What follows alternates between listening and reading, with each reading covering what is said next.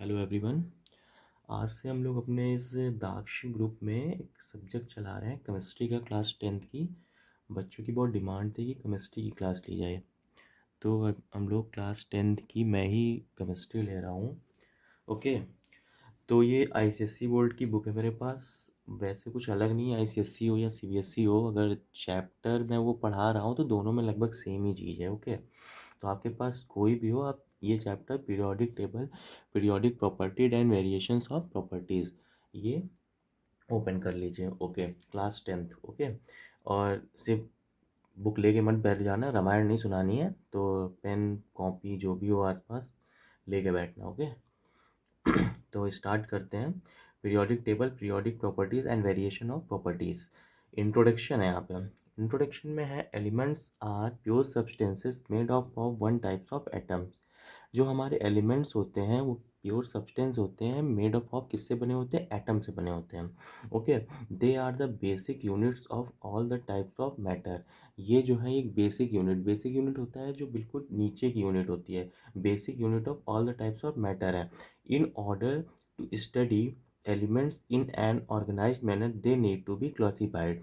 हमें जब एलिमेंट्स को एक तरीके से पढ़ना था, तो इसके लिए हमें ज़रूरत थी कि हम उसको एक क्लासिफाइड वे में पढ़ें। ऐसे हम जिगजैग वे में पढ़ेंगे तो हम उसकी प्रॉपर्टीज़ भी नहीं जान पाएंगे, कुछ भी हमें उसके बारे में नहीं पता होगा। इसलिए ज़रूरत ये थी कि पहले हम एलिमेंट्स को क्लासिफाइड करें, उसके बाद हम उसके बारे में पढ़ें। ओके, तो अब है, you have studied in class 9th the contributions of Dobereiner, Newlands and Mendeleev to the classification of elements. आपने क्लास 9th में ये तीनों नाम का कुछ ना कुछ थोड़ा बहुत इंट्रोडक्शन या कुछ पढ़ा होगा, ठीक है। उसी को यहाँ पे डीपली पढ़ाया गया है। तो देखते हैं, लेट्स सी। पहला है Dobereiner, group the elements in three trials with similar properties such that the atomic weight of the middle element was the arithmetic mean of the other two. Okay, तो ये डोवेनायर ने ये बोला कि अगर हम तीन एलिमेंट्स को लेते हैं, जैसे, ठीक है, तीन एलिमेंट्स को किन्हीं हम इन एक ट्राइड में सिमिलर प्रॉपर्टी के तीन एलिमेंट हैं, तीनों की प्रॉपर्टीज क्या है? सिमिलर है। सच दैट एटॉमिक वेट, उनका जो एटॉमिक वेट मिडिल वाले का है वो अरिथमेटिक मीन है 2 का। जैसे ये है एक एलिमेंट्स ये है, एक एलिमेंट्स ये, 1 2 3, तीन एलिमेंट है। तो जो सेकंड वाला होगा, ये इसका जो एटॉमिक वेट होगा, ये क्या होगा? फर्स्ट और थर्ड का अरिथमेटिक मीन होगा। मीन आप समझते होंगे, क्या होता है मीन? इन दोनों का एवरेज। मीन ही जो होता है वही एवरेज होता है। तो इन्होंने यही बोला कि जो सेकंड वाला एलिमेंट है, इसका जो एटॉमिक वेट है, ये इन दोनों के मीन कह सकते हैं या एवरेज कर सकते हैं, ठीक है, इसके इक्वल है। फिर इन्होंने ये एग्जाम्पल दे दिए। ये 20 CA 40, 20 होता है, अगर कोई ऐसे लिखा हुआ है, ये चीज़ आपको पता होनी चाहिए। 20 CA 40 मतलब एटॉमिक नंबर जो है वो है 20, और एटॉमिक वेट जो है आपका वो क्या है? 40। ओके, एटॉमिक नंबर क्या हुआ? 20, एटॉमिक वेट क्या हुआ? 40। तो इसको ऐसे लिखेंगे 20 CA 40। तो इन्होंने यही बताया है कि ये जो एलिमेंट्स हैं इनकी प्रॉपर्टीज सेम थी, और जब इन तीन एलिमेंट्स को, जिनकी प्रॉपर्टीज सेम है, इनको जब एक ट्रेंड ट्राइड कह सकते हैं, एक कॉलम कह सकते हैं, उसमें रखेंगे, तो जो मिडिल वाला होगा उसका जो एटॉमिक वेट होगा वो पहले और तीसरे के अरिथमेटिक मीन के बराबर होगा। ओके, तो ये आपको क्लियर हो जाना चाहिए, डोबेनाय। इसके बाद आता है न्यूलैंड्स। न्यूलैंड्स ने observe that when elements are arranged in increasing order of their atomic mass. उन्होंने ये ऑब्जर्व किया जब कि एलिमेंट्स को हमने उसके एटॉमिक मास के इंक्रीजिंग ऑर्डर में लगाया, तो every eighth element beginning from any element resemble the first element in its physical and chemical property. जब हमने एलिमेंट्स को उनकी एटॉमिक मास के अकॉर्डिंग, एटॉमिक मास, पहले हमने एलिमेंट्स उठाया, ओके, एलिमेंट्स उठाया, उनको हमने एटॉमिक मास के अकॉर्डिंग, इनको हमने इंक्रीजिंग एटॉमिक मास के एक मतलब ले सकते हैं कि हाँ, इसके अकॉर्डिंग हमने इन्हें सेट किया। तो जब हमने सेट किया इंक्रीजिंग एटॉमिक मास है, तो हमने ये देखा कि एवरी जो एट्थ एलिमेंट था वो क्या करता था? इसकी फर्स्ट वाले की फिजिकल एंड केमिकल प्रॉपर्टीज़ को क्या कर रहा था, रिजेंबल कर रहा था, मतलब इसकी और एट्थ वाले की सेम थी केमिकल और फिजिकल प्रॉपर्टीज़। ये किसने कहा था, न्यूलैंड्स ने। तो हमारे कौन कौन से दो पता चल गए, डुबरनायर, न्यूलैंड्स। ओके गाइस, अब हमारा तीसरा है Mendeleev. Mendeleev give the first periodic table of the elements based on his law which state that properties of elements are the periodic function of their atomic masses. Mendeleev पहले थे जिन्होंने ये कहा कि जो प्रॉपर्टीज़ होती हैं वो किसी भी एलिमेंट्स की जो होती हैं, जो रिपीट होती हैं, एटॉमिक मास के अकॉर्डिंग होती हैं। The properties of elements, properties जो elements are the periodic function of their atomic masses. जो प्रॉपर्टीज़ होती हैं वो पीरियोडिक फंक्शन मतलब कह सकते हैं कि एक रेगुलर इंटरवल में जो रिपीट होंगी वो एटॉमिक मास के अकॉर्डिंग होती हैं। ओके, तो ये मेंडलीव थे जो पहली बार इन्होंने बोला था ये चीज़। Okay, this arrangement enabled Mendeleev to place 63 elements known at that time in vertical column. Vertical column और इसे इन्होंने ग्रुप बोला, ठीक है। मेंडलीव ने 63 एलिमेंट्स को मतलब उस टाइम जो 63 एलिमेंट्स उन्हें पता चले थे, उन्होंने क्या किया, उनको एक वर्टिकल कॉलम में ऐसे लगाया, ठीक है, और इसे इन्होंने क्या बोला, ग्रुप बोला, ठीक है। And in horizontal rows, and in horizontal rows, ऐसे ऐसे ये रोज हो गई, हॉरिजेंटल रोज, वर्टिकल कॉलम, ठीक है। तो क्या हुआ, in vertical column groups and in horizontal rows periods he predicted the existence of those element which were yet to be discovered. और उन्होंने ये भी बताया कि कुछ एलिमेंट की मतलब उन ही प्रेडिक्टेड द एग्जिस्टेंस, उन्होंने ये भी बताया कि एग्जिस्ट करते हैं कुछ एलिमेंट जो कि फ्यूचर में जो मतलब डिस्कवर्ड किए जा सकते हैं। Okay, yet to be discovered, but this method could not explain the position of certain elements, the rare earth metals and the isotopes, but this method could not explain the position of certain element। but ये methods ऐसे तो सही जा रहा था कि group में भी आपने बैठा दिया, पीरियड्स में बैठा दिया, एलिमेंट जो थी वो पीरियोडिक फंक्शन प्रॉपर्टीज़ हो गई थी उसकी, ठीक है, सब कुछ रिपीट हो रहा था उसका, सब सही जा रहा था। लेकिन एक ये दिक्कत हो गई कि in this method could not explain the position of, किसकी पोजीशन, सर्टेन एलिमेंट्स की, सर्टेन एलिमेंट्स की ये पोजीशन नहीं बता पाया। ओके, एंड द आइसोटोप्स, कुछ आइसोटोप्स और सर्टेन एलिमेंट्स की पोजीशन नहीं बता पाया। These defects were removed when Henry Moseley put forward the modern periodic table which was based on atomic number. अब पहली बार ऐसा हुआ कि हेनरी मोस्ले आया, उन्होंने एटॉमिक नंबर के अकॉर्डिंग दिया। अभी तक जिन्होंने भी दिया था एटॉमिक मास के अकॉर्डिंग दिया था। मेंडलीव ने भी आपका क्या बोला था कि एटॉमिक मास के हिसाब से हमारी जो प्रॉपर्टीज़ होती हैं वो चेंज होती हैं पीरियोडिकली। न्यूलैंड ने यही बोला था कि एवरी एट्थ एलिमेंट चेंज करता है। इन्होंने भी जो है मतलब वो मेंडलीव ने एटॉमिक मास के हिसाब से ही बताया था। ये मोस्ले पहले थे जिन्होंने बोला कि नहीं, एटॉमिक नंबर के हिसाब से पीरियोडिक टेबल अरेंज होती है। पुट फॉरवर्ड द मॉडर्न, इसको हमने बोला क्या, मॉडर्न पीरियोडिक टेबल, ठीक है। तो एटॉमिक, अब एटॉमिक नंबर होता क्या है, atomic number is equal to the number of electrons in the energy shells of an atom.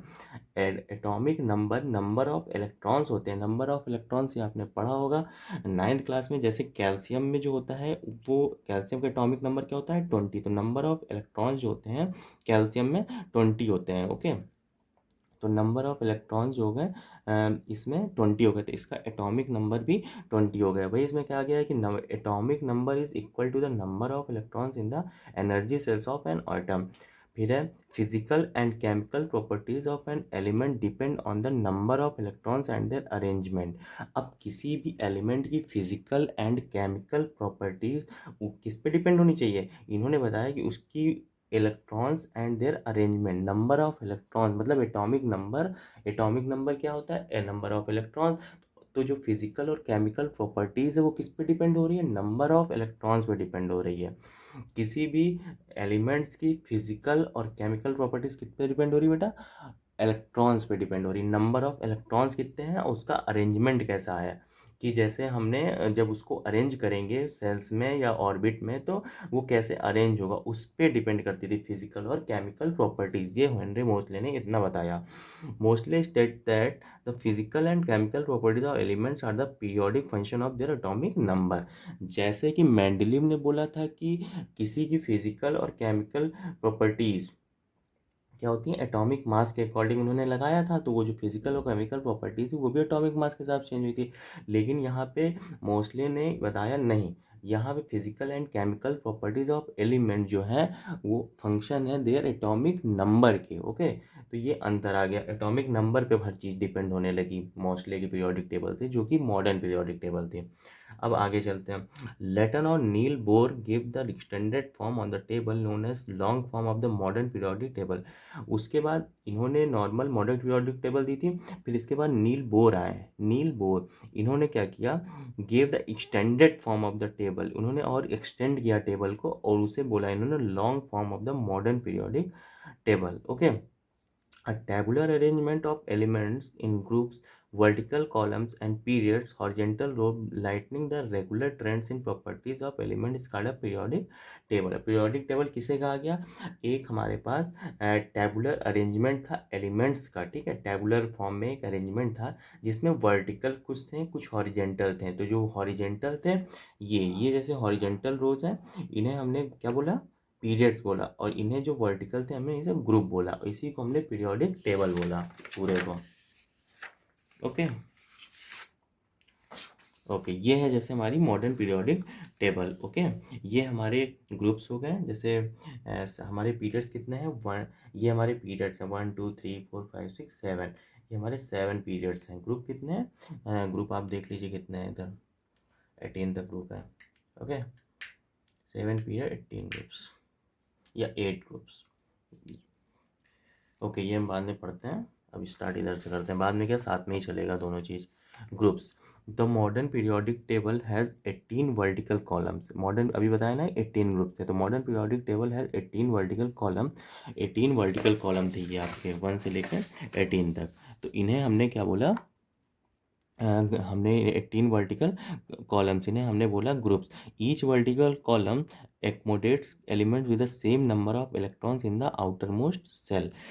Each number of, ये जो एक भी ग्रुप था, जैसे ये ग्रुप 1 है, ठीक है, तो ग्रुप 1 ये बोलना ये चाह रहा है यहाँ पे कि जैसे तो आपका है ग्रुप 1, ग्रुप 1 है यहाँ पे, ठीक है, तो जो ये ग्रुप 1 ये ऐसे है यहाँ पे, ठीक है, ये आपको ऐसे देखना है ग्रुप 1। ठीक है, ग्रुप 1 में जो आउटर मोस्ट इलेक्ट्रॉन होंगे वो पूरे ग्रुप में सेम होंगे।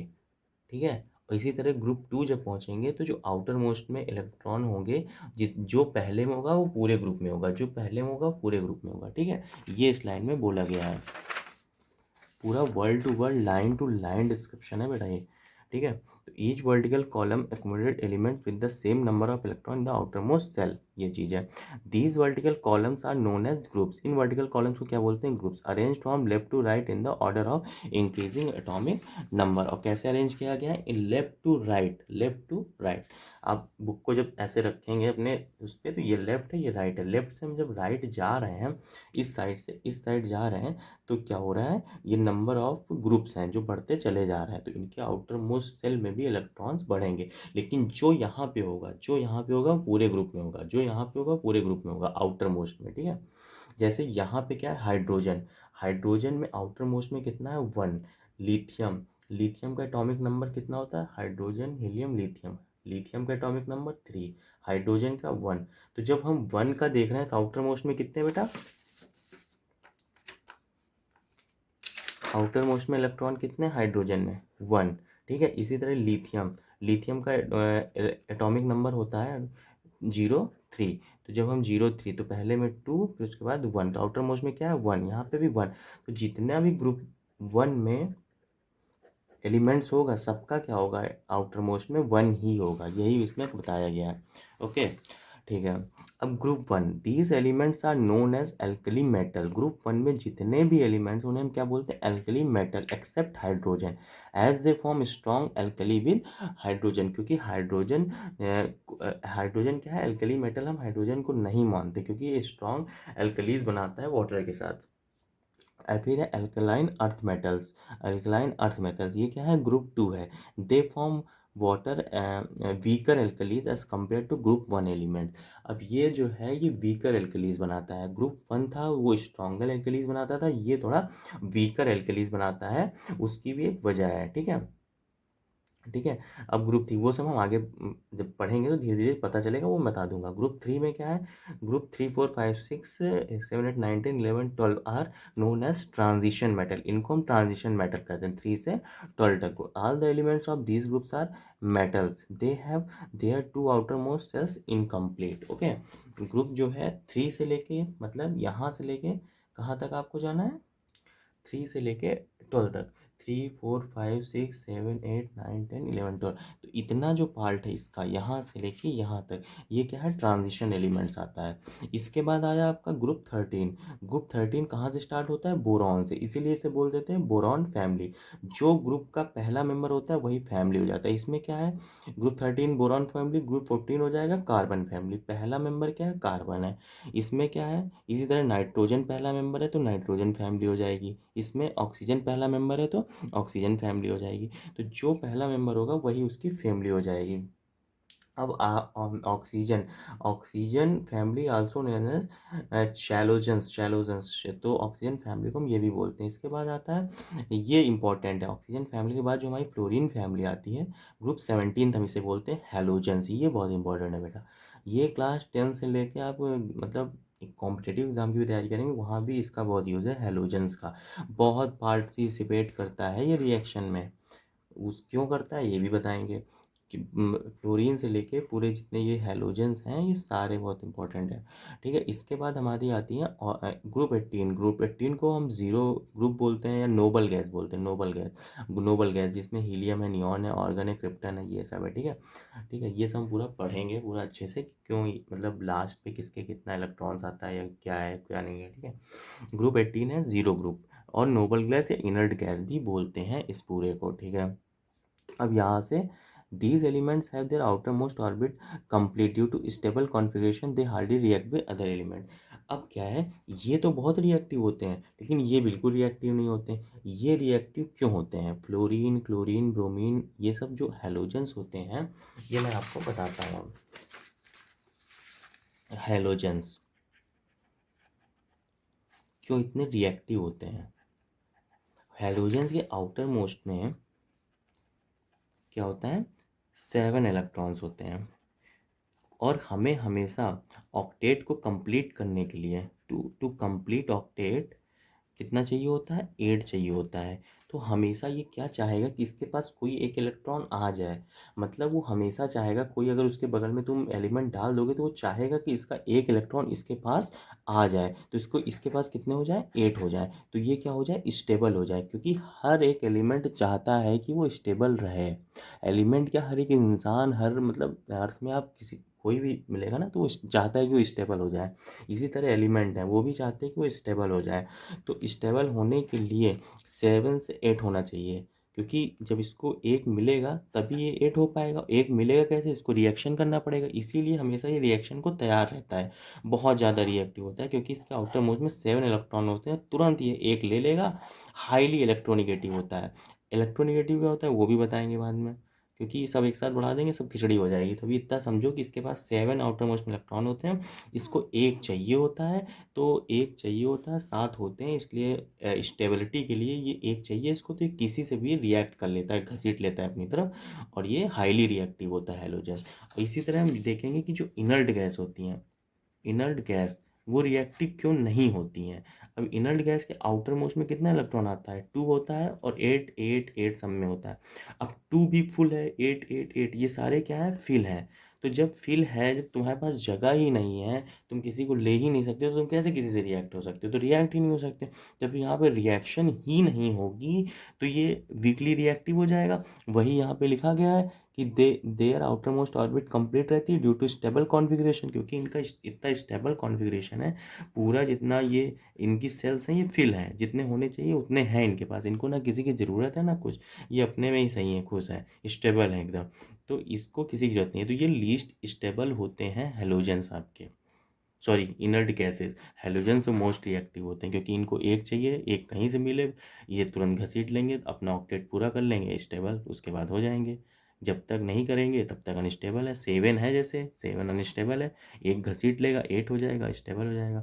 इनर्ट गैस में क्या है, पहले से ही 8 है, तो ये रिएक्शन करना ही नहीं है, इसीलिए ग्रुप 7 हाईली रिएक्टिव होता है, सॉरी ग्रुप 17 हाईली रिएक्टिव होता है, और ग्रुप 18 जो होता है वो रिएक्शन ही नहीं करता है, क्योंकि पहले से फुलफिल्ड है उसके सारे ऑक्टेट।